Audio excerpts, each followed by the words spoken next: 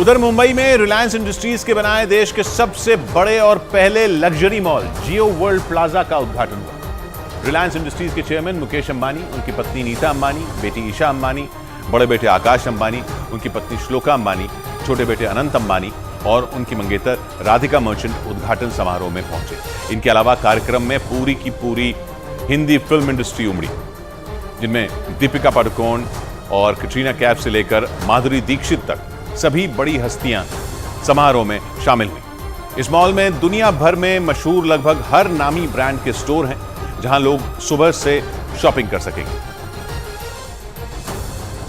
She and her luxury retail team have redefined what luxury means in the city of Mumbai, and we are very proud with the Jio World Plaza, what the Reliance retail team under Isha's leadership has done.